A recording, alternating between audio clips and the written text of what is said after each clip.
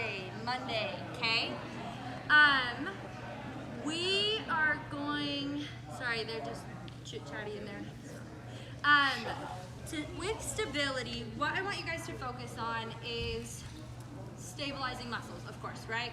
So lighten the load and really focus on not allowing things to shake, making sure that you have your joints in alignment. You won't be able to do as much load, let's say, as you normally can on like a posterior anterior chain day, because we're focusing on strengthening those tiny little muscles, okay? But the stronger those muscles are, hey Tanner. Okay, oh well, it is what it is. Okay, the stronger Candace, your tell 'em to be stabilizer quiet. muscles, the better, okay? The stronger your prime movers are gonna be. So, we're gonna start in the room with a kettlebell swing, okay? There we go, it's cool enough. Thank you. Okay, so with the kettlebell swing, there's 3 variations that I like to do. You have hip height. If you have lower back pain, that is probably gonna be your best bet. There's eye level and overhead, okay? When doing a swing, you want to make sure that your hips are pushed back, that kettlebell's in front of you, breaking the handle in half to create that tension through your upper body. Hinge it back between the thighs, not the calves, and explode up using those hips, okay? So this is belly button height, then you have eye height, and then you have all the way overhead, okay? You'll be able to go heavier if you go belly button height and engage your glutes more. So it's all about what you want to focus on or your intention for that movement is, okay? The second exercise, I think we have 15 of those. Don't quote me though. The second exercise is a barbell reverse lunge, okay? So the weighted bar is gonna go on your back.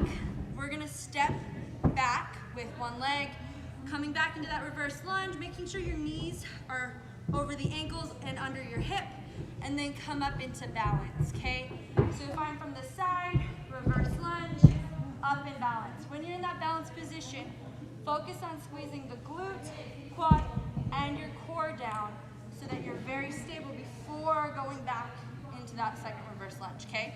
That one is 6 to 8 each. Then we will come out here onto the field, and we're gonna do a single leg med ball slam with a lateral lunge, okay? So grabbing that med ball, we're gonna go up, overhead. The inside leg comes up. You're gonna extend it back behind you as you slam, come up, and then step into your lateral lunge. Then come back through, find that balance, slam, lateral lunge, okay? I think that one's 6 to 8 as well. Yes, 6 to 8, okay? So that one will be here. Then we will move to our mini band lateral squat walk with a burpee. So if you came on Saturday and you did lots of burpees, I'm sorry. We have more burpees today. From here, we're gonna go tension on that band. Band's around the top of the knees.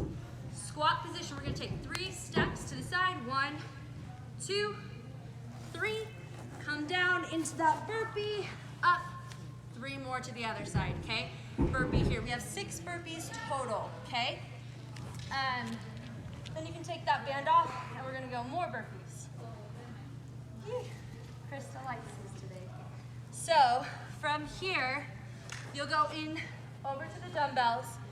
We're gonna do a bent over row with a burpee, okay? So, I like to start burpee position, push up, then we're gonna go inside the dumbbells, feet hip width, come up so that chest is a little bit up. We're gonna row, 1, 2, back down into that burpee, up, 1, 2, burpee again, okay? So I know Shannon said this quite a bit, if your back rounds when you push up, drop to your knees, okay? You're gonna get more benefit from a solid core, trunk stability, than extending through your lower back when doing a push-up, okay? Then we have our get-ups, okay?